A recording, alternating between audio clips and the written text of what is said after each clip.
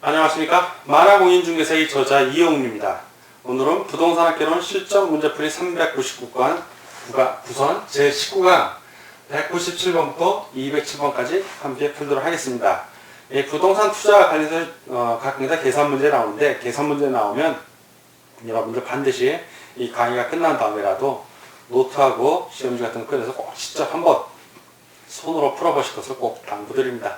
자, 지금부터 197번 문제 시작하도록 하겠습니다. 197번. 다음과 같은 투자안에 대한 설명으로 틀린 것은 투자안 A는 기대 수익률 20%, 표준 편차 6%, 투자안 B는 기대 수익률 12%, 표준 편차 2%. 즉, 투자안 A가 B보다는 위험이 더 높은 겁니다. 기대 수익률도 물론 높지만. 1. 투자한 A의 기대 수익률이 투자한 B의 기대 수익률보다 실현될 가능성은 낮죠. 위험이 높으니까. 낮다인데 높다고 했으니까 이게 틀렸네요. 틀렸고. 두 번째. 투자자의 요구 수익률이 10%면 두 개 다 기대 수익률이 10%가 넘으니까 투자한 A, B 모두 타당성이 있다. 맞습니다. 투자 수익률만 놓고 보면 타당성이 있는 겁니다. 3. 예상 수익은 투자한 A가 투자한 B보다 우수하지만, 그렇죠. 20%니까 높죠. 16%보다. 위험도 역시 투자한 A가 높다. 맞습니다. 4. 평균 분산법에 의해 한 가지 투자안을 선택해야 하는 경우 투자한 A와 투자한 B의 우선수익 결정 기준을 제시하기 어렵다. 그렇죠. 수익률이 높은데 그만큼 이익 위험률이 높고, 반면 위험률은 낮지만 수익률이 낮기 때문에 어려운 겁니다. 맞고요. 포트폴리오를 구성하여 부동산을 분산 투자하면 투자한 A의 집중 투자 시 발생하는 위험을 줄일 수 있다. 그렇죠. A와 B로 나눠서 투자하면 A는 표준 편차가 6이니까 위험이 높으니까 그만큼 위험을 줄일 수 있다. 맞는 얘기입니다. 다 오고 하나 X. 197번은 틀린 거 고르니까 답은 1번이 되겠습니다. 다음 198번 문제를 풀도록 하겠습니다. 투자자 A는 자산을 기업 니은 디귿 같이 투자하였다. 현재 이렇게 투자한 겁니다. 기업 니은 디귿. 이 경우 전체 자산에 대한 기대 수익률은 얼마인가?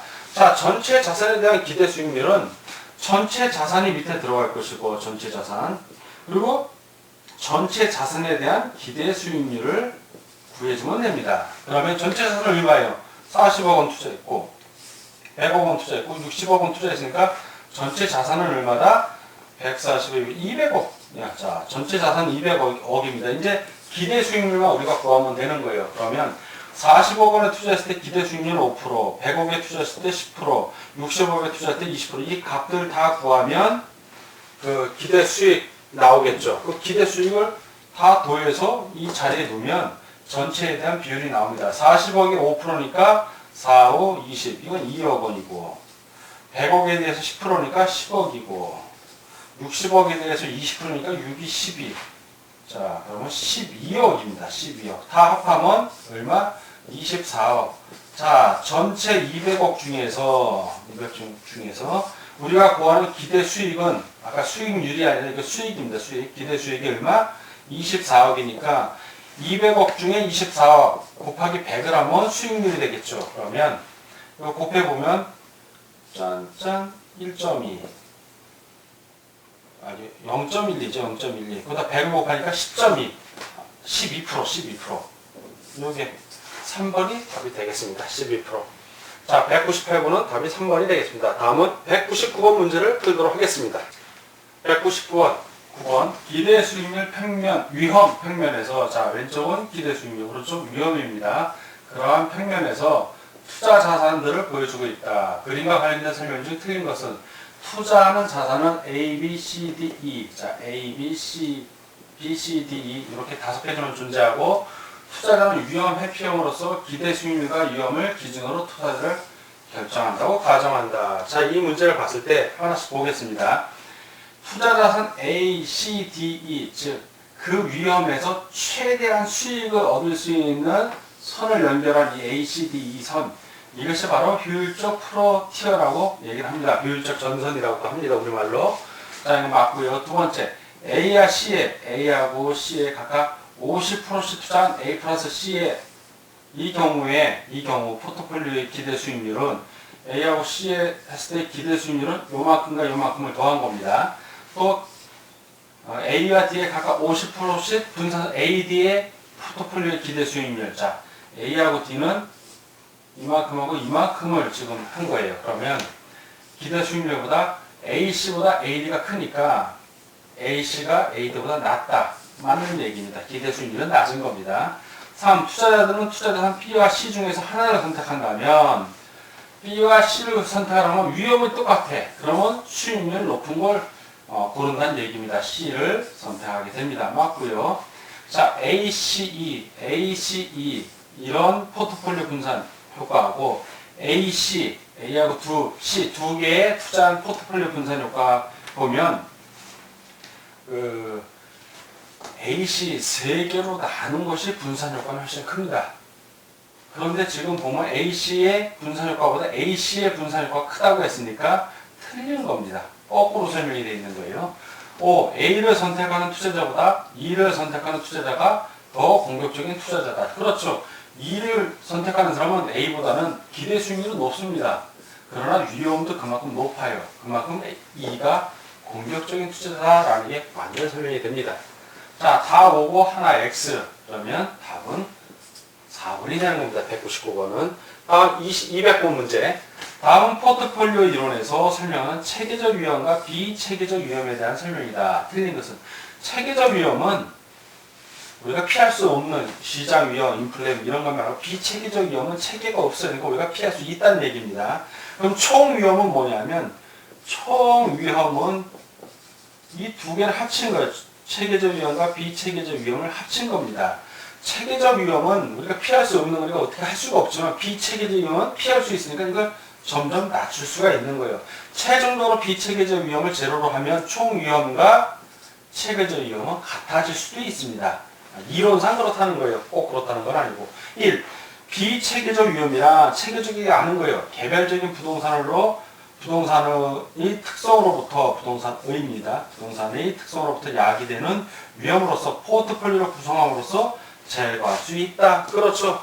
비체계적 위험은 피할 수 있으니까 제거할 수 있다. 맞습니다. 두 번째, 일반적으로 포트폴리오를 구성하는 자산의 수가 많을수록 비체계적 위험은 제거될 수 있다. 맞죠? 비체계적 위험은 점점 낮아집니다.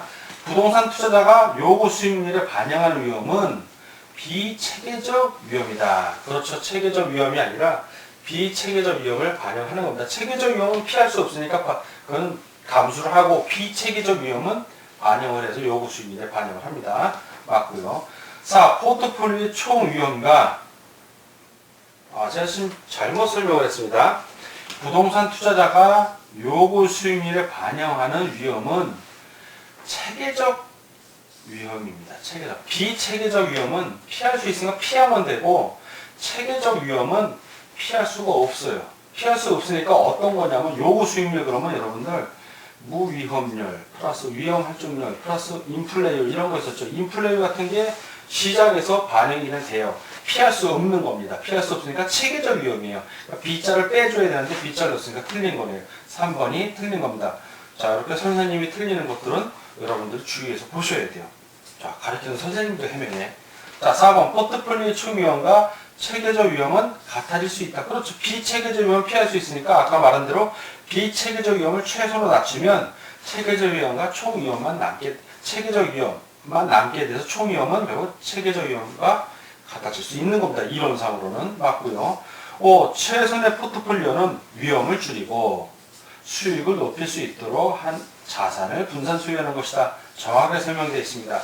자, 1, 2, 4, 5는 맞고 3번 부동산 투자자가 요구하는 요구 수익률에 반영하는 것은 체계적 위험인데 비체계적 위험이라고 나왔으니까 3번이 틀린 겁니다. 자, 틀린 걸 고르니까 답은 3번이 되겠습니다. 다음 201번 문제를 풀도록 하겠습니다. 201번 포트폴리오 이론에 대한 설명 중 틀린 것은 주식, 회사채, 국채로 구성된 포트폴리오에 부동산이 추가 편입되면 위험 분산 혜택 등을 얻을 수 있다. 맞는 얘기입니다. 2번 경기 변동, 인플레이션, 이자율의 변화에 의해서 야기되는 시장 위험은 피할 수 없습니다. 그래서 이건 체계적인 위험들이에요. B라고 써있네. 잘못되어 있죠? 틀렸고요. 3. 투자자 자신의 무차별 구성과 효율적 프론티어, 효율적 전선이라고 합니다. 접점에서 최적의 포트폴리오가 선택된다. 맞고요. 4. 기대 수익률의 분산 또는 표준 편차는 투자안의 위험을 측정하는 전통적인 방법이다. 그렇죠. 기대 수익률의 분산 또는 표준 편차가 바로 이게 위험입니다. 위험. 자, 맞고. 5. 투자를 분산하는 것은 위험을 줄이는 방법 중에 하나이다. 전형적인 얘기죠. 다 오고 하나 X 틀린 걸 거니까 201번의 답은 2번이 되겠습니다. 다음 202번. 일정 기간 후에 1원을 만들기 위해서 매 기간 적립해야 할 액수를 나타내는 자본 환원 계수를 무엇이라고 하는가? 그러니까 매 기간 적립해야 될 적립금 구하는 겁니다. 이거는 거의 암기를 하세요. 매 기간 적립금 얼마를 내야 되나? 금액, 적립금이에요. 적립금. 적립금을 구할 때는 감채 기금 계수를 씁니다. 자, 그리고 203번. 매년 100만 원씩 적립해서 5년 말, 5년 후, 몇 년 후, 미래죠. 미래에 얼마를 받는지 알아보려고 할 때는 매년, 연금이죠, 연금. 매년 내는 금액의 미래가치 계수. 글자 그대로 해석을 하시면 됩니다.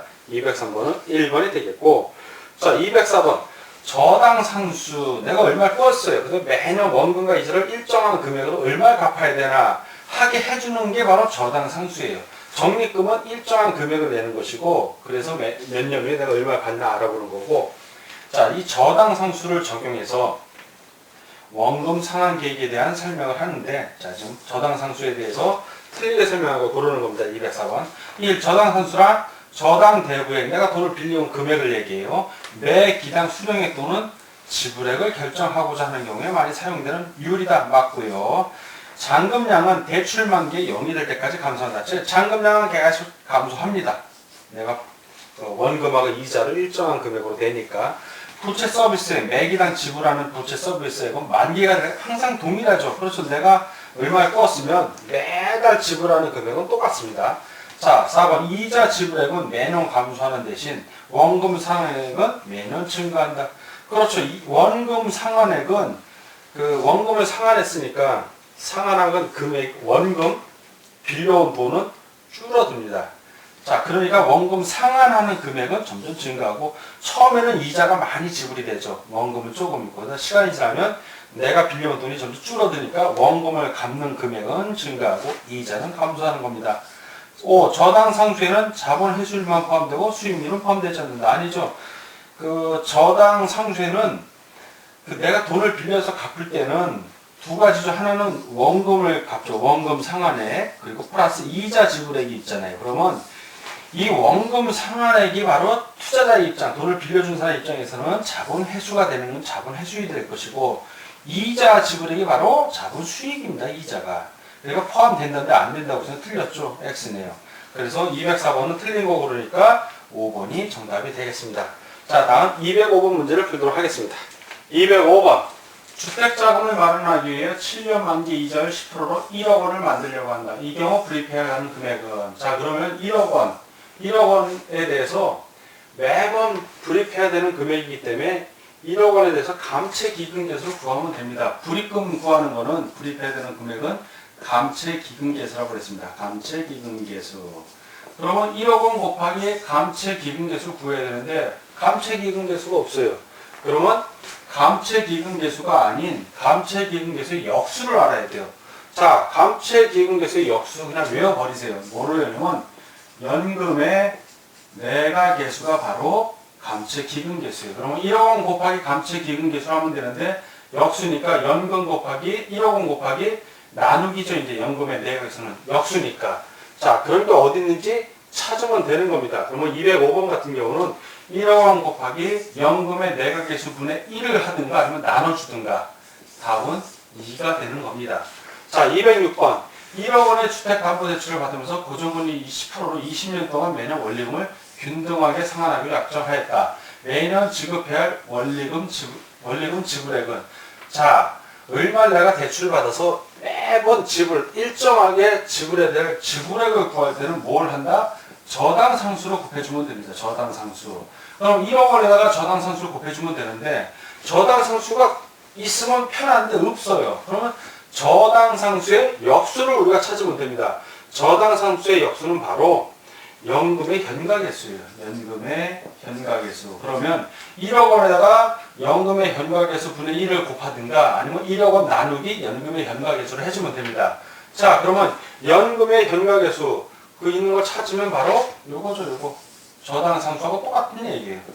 자, 그러면 206번은 4번이 됩니다. 그래서 여러분들 외우셔야 되는 게 감채 기금계수의 역수는 연금의 내가계수고 저당 상수는 연금의 현가계수니까 연금의 현가계수는 현저하다. 현저 저당산수라 외우고 감채기는 연내 감 해서 연금의 내각계수는 감채기수 내감이요 이렇게 외우고 그 현저 저당산수는 현저라고 외우시기 꼭 바랍니다. 자, 다음 207번. 다음은 할인현금 흐름분석법, 할인현금 수지분석 같은 말입니다. 옳지 않은 것은 1. 할인현금 흐름분석법은 미래에 기대되는 현금 유입과 현재의 현금 유출을 현가로 할인하여 현재 가치부터 할인해서 투자 판단의 기준으로 삼는 방법이다. 정확하게 표현하고 있습니다. 할인현금 분석법에서는 순현가법, 내부 수익률, 수익성 지수 이 세 가지 방법이 있습니다. 맞고요. 3. 할인현금 수지 분석법의 분석 절차는 미래 예상 수입, 지출의 추측하여 계산을 하고 수입과 지출을 그 다음 위험 할인 조정률을 결정을 합니다.